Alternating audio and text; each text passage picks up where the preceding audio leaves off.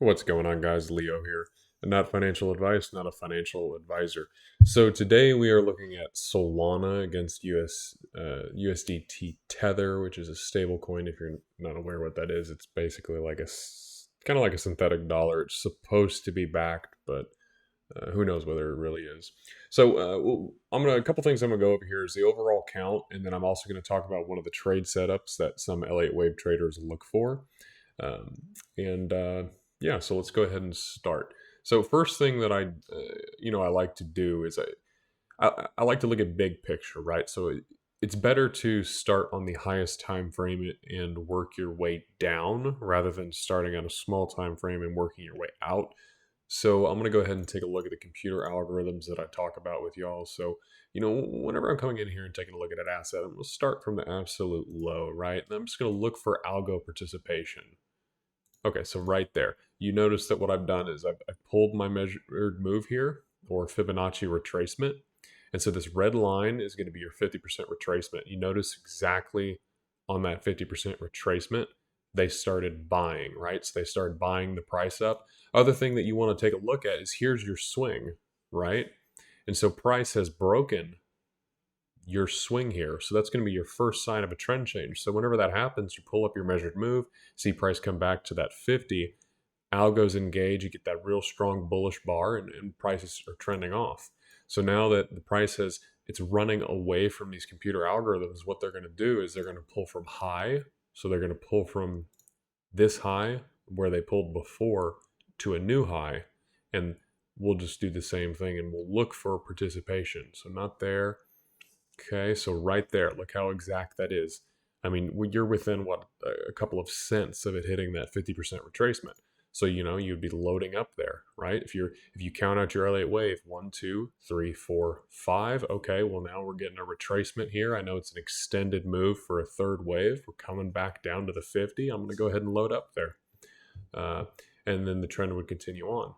So from there, I can tell you that trend broke, right? Because the next thing you would want to do if you were going to continue is you would pull from high, right? You'd pull up, wicked through there, and it's definitely broken. So now what they're going to do, since that trend had broken, well, technically what they would do is they would flip, right? So they would look to sell, and you can see that they started selling there at that 50, and they'll continue to sell all the way to the golden zone, which is a 618. That's that line I'm pointing to. It's like an orange color. So then you notice you get that reaction off of that, but the overall trend is still up. So I'm not looking to short that, right? So we always want to trade with the trend. So I am going to be looking for the overall move. So I'll be pulling here. Now notice, now you'll see this a lot, especially in crypto, is that you'll get these little wicks that come through the golden zone. I I typically give it a little bit of room. I'm not going to want to have my stop right there because that wick in crypto is just so common. So if I'm looking to load up here because I think this is a 1-2, then I'd probably have my stop a bit lower. Look at some price structure perhaps. So let's see here. 18.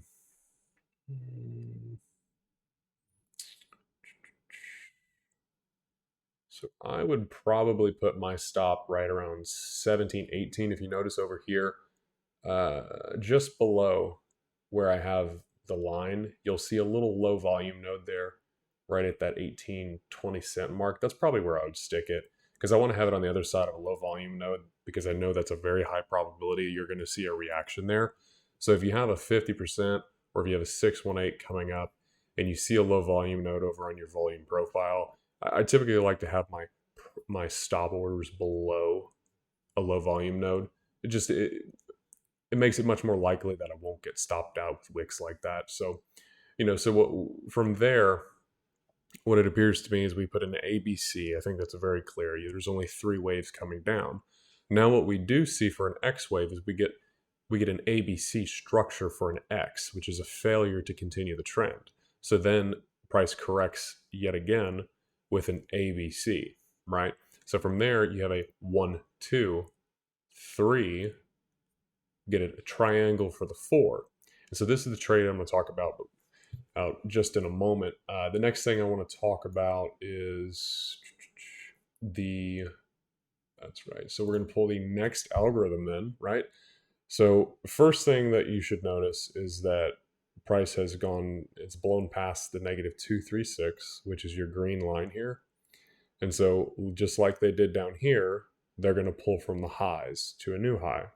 So the algorithm is going to kick in here, and it's going to pull, and there they start buying. So let's go ahead and zoom in there and get a better idea.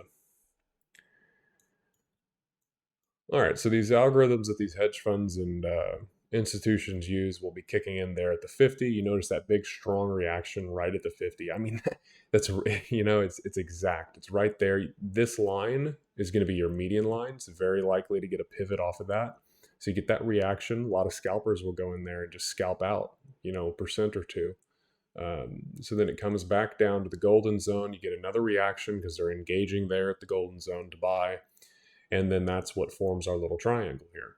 So now the trade that I wanted to talk about is trading the E of a triangle. So what that would look like is you would, let me see, get this set up here.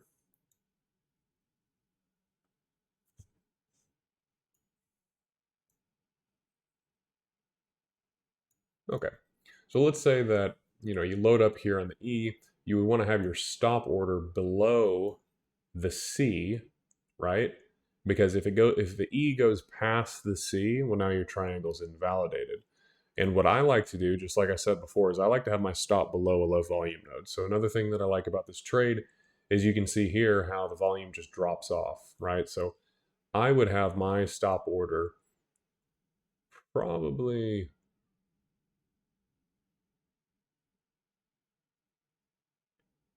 right about there, because that's where a lot of significant volume drops off. I don't want to come down here too low because then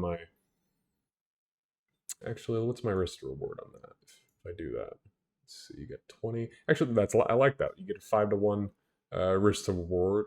Risk to reward. That's great. You got a nice little low volume node there. You can just see structurally with the price action how you're below all of that.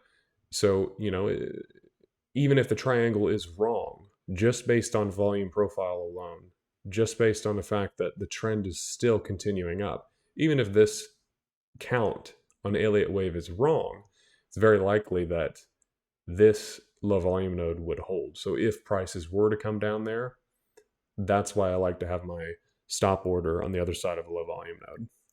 So, you're getting a 5-to-1 risk to reward there. You can't beat that. That's what you got to look for, is these really high probability setups. And really what I love to look for is trades that offer me a 10-to-1 or better. That's going to be more, leaves you more room for error.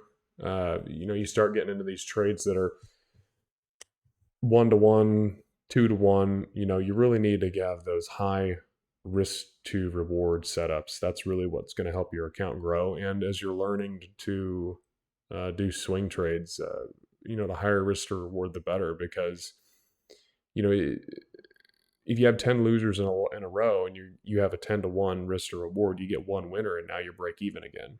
So now you just need one more winning trade and you've made some profits. So swing trading is significantly easier to do than day trading. Day trading is extremely hard. You have the best of the best traders doing it. You're competing with high frequency traders, hedge funds, institutions that are just scalping out, and it is just extremely difficult to do. Most easiest form of trading, in my opinion, would be trading. It would be swing trading. So if that's something that you are interested in, I would suggest focusing on swing trading as opposed to actually day trading. What I mean by day trading is taking many little scalp positions throughout the day. There's just not a whole lot of meat on the bone there. So hopefully this gives you an idea of one of the setups that I would be looking for.